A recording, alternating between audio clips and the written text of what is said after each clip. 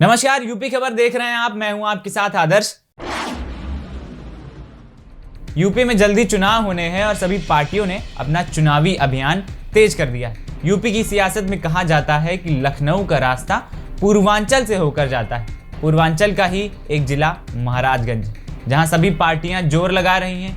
जिले में 5 विधानसभा सीटें हैं और उन सीटों पर क्या सियासी समीकरण होगा, कैसा रहा विधायक जी का कार्यकाल, इन्हीं सब मुद्दों को लेकर आज हम एक खास कार्यक्रम लेकर आए, जिसका नाम है विधायक जी का रिपोर्ट कार्ड।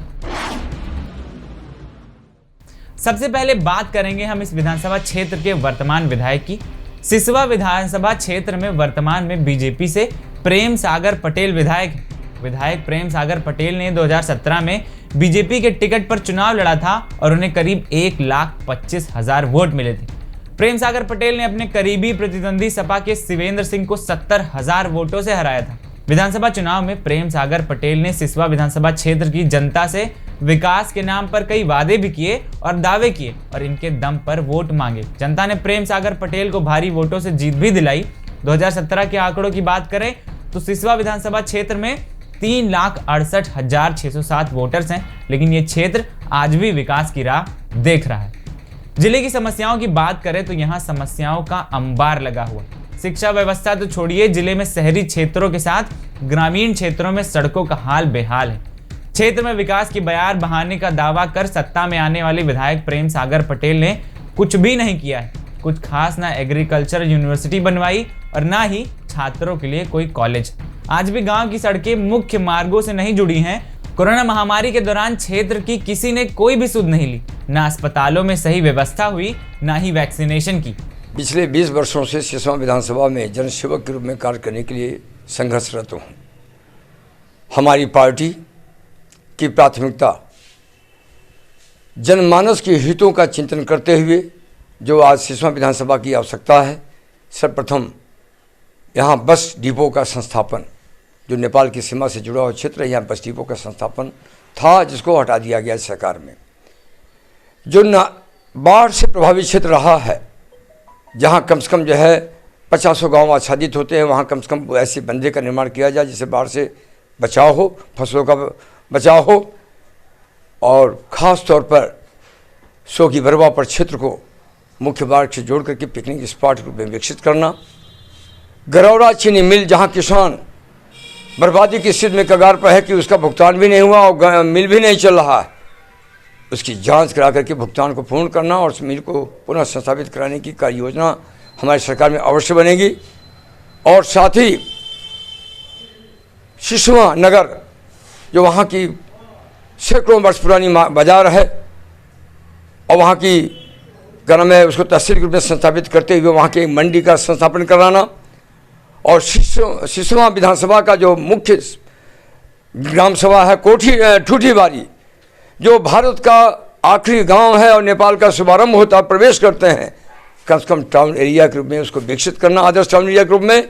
और मिठौरा प्रवेश द्वार है हमारी विधानसभा का, उसको भी टाउन एरिया में विकसित करना। समग्र विकास, खासतौर पर यहाँ रॉ मटेरियल, जो कृषि प्रधान क्षेत्र है, ये रॉ मटेरियल के लिए एक उद्योग का संस्थापन करना। और शिक्षा के क्षेत्र में उच्च शिक्षा का संस्थापन करने के लिए साथ में यहाँ चिकित्सा स्वास्थ्य से संबंधित कम से कम कोरोना और डेंगू से आदि बीमारी इलाज हो सके। सामने है कोरोना काल में कोई यहाँ पे कोरोना मरीज का ना वेंटिलेटर ना ऑक्सीजन, यहाँ अपने भाग्य के भरोसे लोग जिंदा बचे हैं। यहाँ शिक्षा का कोई विद्यालय का कोई विकसित नहीं हुआ। यहाँ के जो भी कमीशन खोरी हुए विधायक ने किया, अपना विद्यालय संस्थापित किया। यहाँ 39 रजिस्ट्री कराई, जमीन की रजिस्ट्री कराई। अधिकारी सीधे पैसा मांगते हैं, थाना पुलिस पर सीधे अपराध हो रहा है, कोई अंकुश नहीं। और धान का क्रय केंद्र हो पाए 1,000-1,200 रुपये की मतलब दलालों के माध्यम से वो राइस मिलर को सीधे पैसा ले दे रहे हैं और वहाँ 1100-1200 रुपये किसानों को भुगतान हो रहा है। और इतना बड़ा आपदा आने के बाद भी बाढ़ का कैंप तक नहीं लगा, उनको मिला नहीं, और आया भी तो दलाल पहले करा कि हमको इतना पैसा चाहिए तब होगा। भाजपा की डबल इंजन की सरकार जिस तरह से आम जनमानस का विश्वास तोड़ कर रख दी, जिस तरह से झूठे और खोखले वादे करके सत्ता में आई है, ठीक उसी तरह से अपने झूठे और खोखले और डबल इंजन सरकार की जो असली वैल्यू है उनकी, और अपनी जो उनकी असली छवि है वो आम जनमानस के अंदर आम जनमानस के दिल में बैठ गई है और इस बार जनता जवाब देने के लिए तैयार है। और जहां तक वर्तमान विधायक की बात है, वर्तमान विधायक जी लोग तो खुद अपने विकास में लगे हुए हैं। वो क्या जनता का विकास करेंगे? सारे रोड उसी तरह दुरुस्त पड़े हुए हैं। आप ग्रामीण क्षेत्रों में आइए, जमीनी स्तर पे आइए, देखिए कि किस तरह रोडों का जो कि विकास हुआ है। मोटरसाइकिल से आप नहीं सही चल पाएंगे। स्वास्थ्य, शिक्षा, रोड सब बेदहाल हैं। सड़कें उसी तरह दुरुस्त हैं। ग्रामीण क्षेत्रों में जमीनी स्तर पे आप लोग एक बार सर्वे कर सकते हैं। हमें लगता है कि आप लोग भी ग्रामीण क्षेत्र के हैं। आप एक बार देखिए और इस चीज़ को मीडिया में और अपने टीवी चैनल के माध्यम से उछालिए।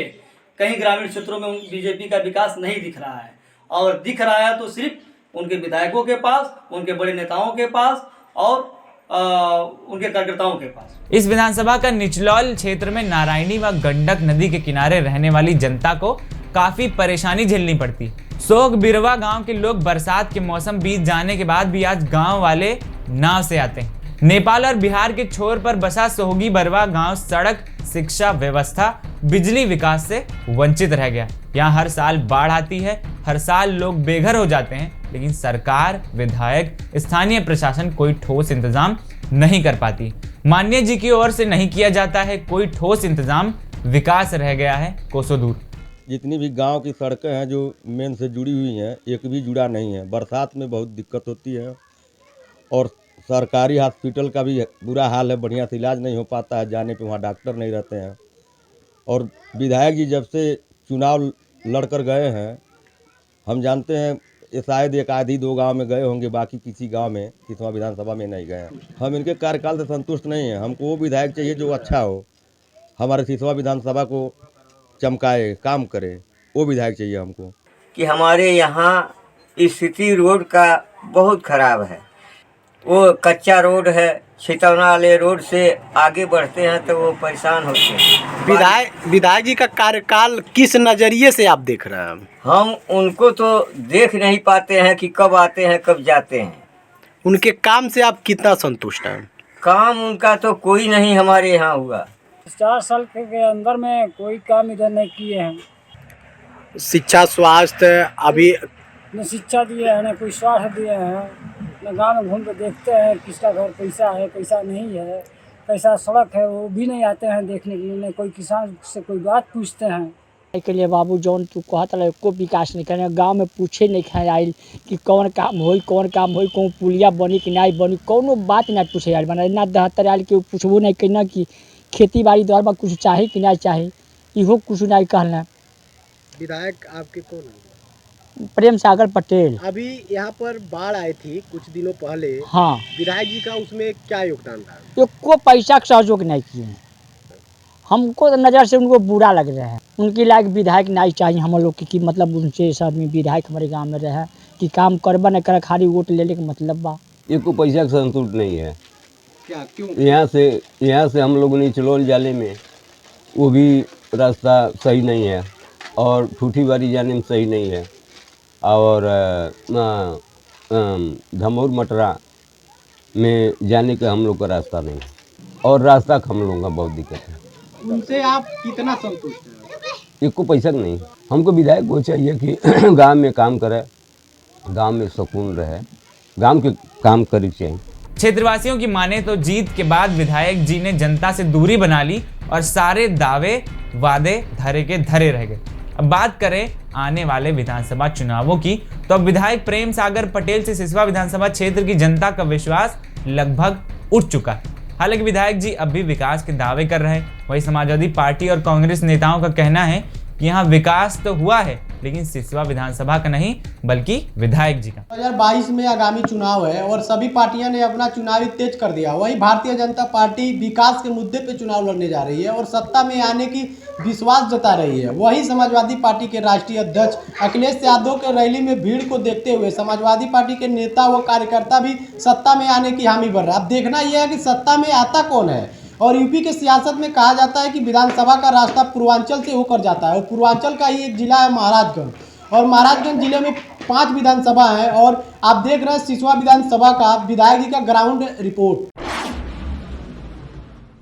अब विधानसभा चुनाव में क्या नतीजे होंगे ये तो वक्त ही बताएगा, लेकिन जनता का कहना है कि इस बार के विधानसभा चुनाव में बदलाव देखने को मिलेगा।